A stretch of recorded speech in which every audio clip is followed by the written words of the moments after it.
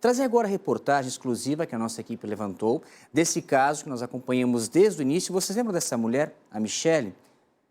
Primeira informação, Michele desaparecida. Depois de um tempo, a confirmação, a esteticista foi encontrada enterrada no chão da cozinha da própria casa. E depois, para surpresa, além do envolvimento do marido, o filho mais novo.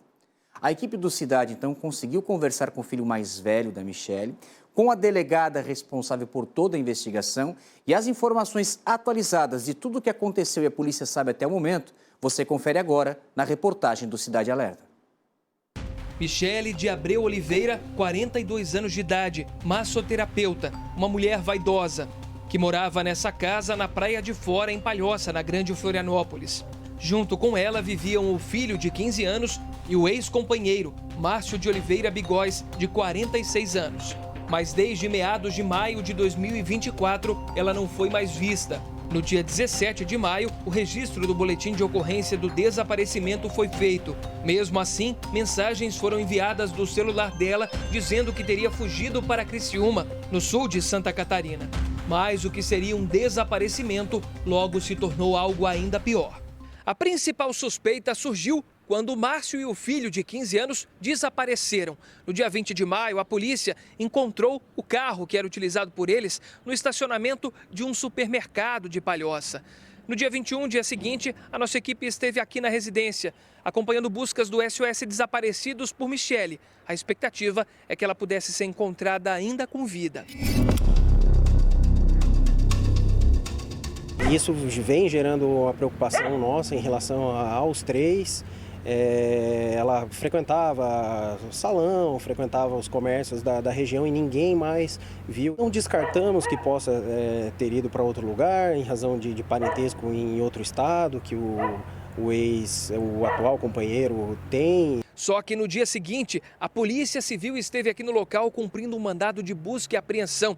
E o corpo da Michele foi encontrado enterrado em um local que era utilizado por Márcio para praticar a religião dele. Um salão escuro com diversos símbolos religiosos, palha nas paredes, velas e carcaças de animais apodrecendo. O corpo de Michele foi encontrado enterrado junto com uma machadinha, que pode ter sido usada no crime. Mas a polícia acredita que a morte não tem relação com a religião de Márcio. Não teria elementos para dizer que foi dentro de um ritual. Não me pareceu, particularmente, que teria sido o local onde foi enterrado, talvez fosse onde ele pudesse fazer aquilo de forma a não chamar atenção. Segundo a família de Michele, a relação dela com Márcio sempre foi conturbada. Eles já estavam separados há algum tempo, apesar de morar na mesma casa. O filho mais velho dela confirma. Ele já tinha separação desde 2021, já tinha conflitos, desde 2021, 2022. Só foi piorando conforme foi passando, né? Mas ela sempre tentava, eu acredito que ela tentava voltar com ele pelas ameaças que ele ameaçava tanto a família da minha mãe, todo mundo em geral. Eu, a princípio, na verdade, era ameaçado. Mas a gente tentava conviver porque a gente tentava pensar que ele ia mudar. Mas, que nem minha mãe falava direto, que ele era um psicopata, né? Um sociopata que fala, né? Pelo que ela falou pra mim, né, por mensagem, ele tentou enforcar ela dentro do carro. Meu irmão tava junto, ele viu, ele até comprovou, na verdade, quando ele falou pra gente, né? Ele foi preso num dia. No outro ele foi solto sem advogado, sem nada, só com a tornozeleira, a medida protetiva, mas mesmo no outro dia solto ele já começou a ameaçar ela já. No dia 24 de maio, 2 dias após o corpo de Michele ter sido encontrado, Márcio foi preso. O filho dele de 15 anos também acabou apreendido. Ele estava na casa de uma tia, estava mantendo ela em cárcere privado. E esse foi o motivo da apreensão. Mas dias depois ele acabou solto novamente. Só que agora, com a finalização desse inquérito pela Polícia Civil, novamente o garoto foi apreendido. Dessa vez por envolvimento na morte da própria mãe. Na coleta de provas, a gente teve acesso a câmeras de residências daquela rua, câmeras das residências ali, que foram requisitadas, fornecidas. Então a gente fez uma verificação das imagens e a gente viu que nos dias possíveis que antecederam a morte, não houve a possibilidade da intervenção de uma terceira pessoa. Então as coisas aconteceram dentro de casa com as pessoas que habitavam aquela casa. Essa foi uma dificuldade da investigação, que foi a gente conseguir separar, individualizar a conduta de cada um, porque ali a gente teve a prática do feminicídio e teve também a ocultação de cadáver.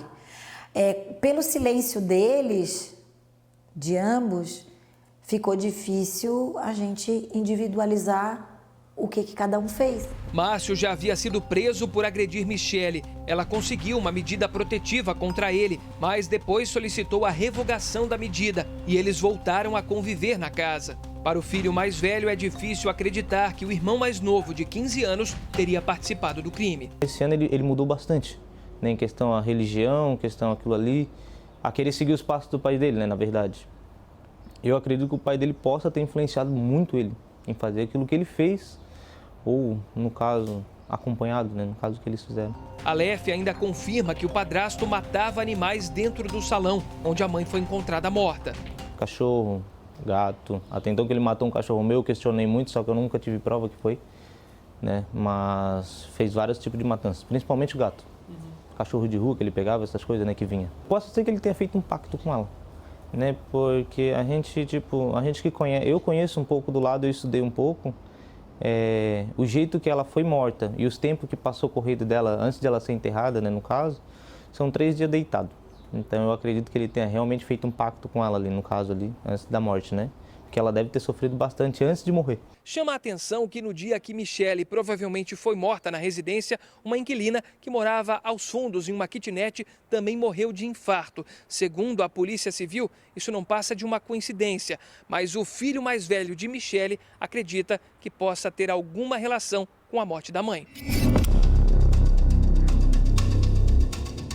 Eu acredito que a mulher deve ter visto alguma coisa, ele ameaçou, a mulher não aguentou e infartou, na verdade, porque quem tem problema de coração, para acelerar e infartar é rápido, né?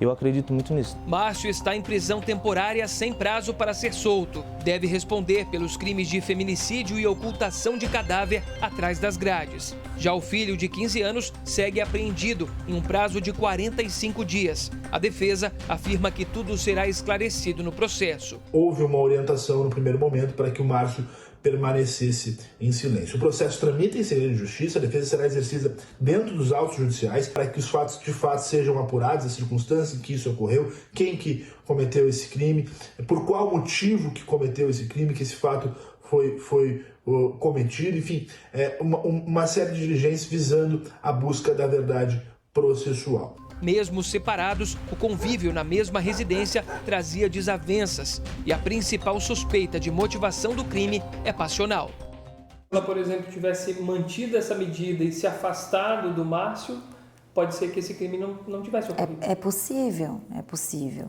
É possível que não. Ele, inclusive, na época estava com tornozeleira eletrônica, não poderia... Havia um monitoramento, né?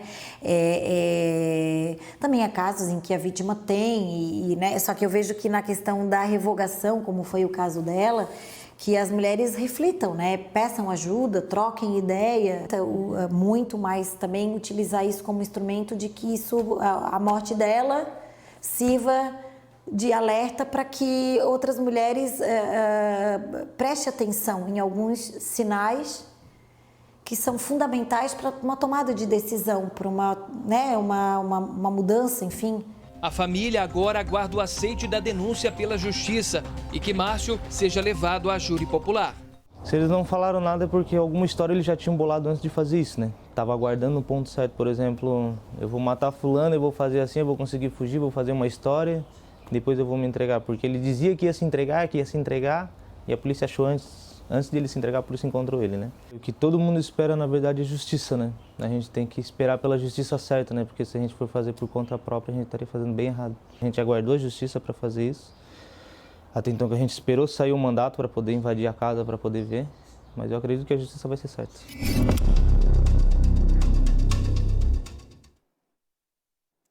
A fala da delegada Gisele é importantíssima quando ela destaca que, infelizmente, a vida da Michele não volta.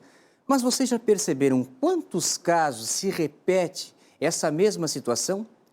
De mulheres que denunciam seus companheiros e por diversas situações, até mesmo, muitas vezes, sob a pressão, sob a ameaça aos seus familiares, e aqui não é uma questão de julgamento, é uma questão de informação, essas mulheres acabam retirando a medida protetiva e viram vítimas dos seus ex-companheiros. Até valeria a própria Polícia Civil, que aliás vale hoje destacar, né, está completando 212 anos de prestação de serviço, de trabalho prestado à comunidade de Santa Catarina, é pegar um levantamento, né, trazerem estatística, trazerem dados. Quantos casos nós temos repetidos de mulheres que são obrigadas por situação emocional, por situação financeira, por situação de ameaça, como eu acabei de falar, de retirar a denúncia. E o que esses sujeitos fazem? Se tornam ainda mais violentos e da pior maneira possível, aí tirando a vida de suas companheiras. É algo que nós precisamos repensar e avaliar, acompanhar de maneira mais próxima, para evitar que as mulheres continuem, mesmo após procurar a polícia, procurar a justiça e fazer a denúncia, sendo vítimas dos seus companheiros. Estão faltando agora 17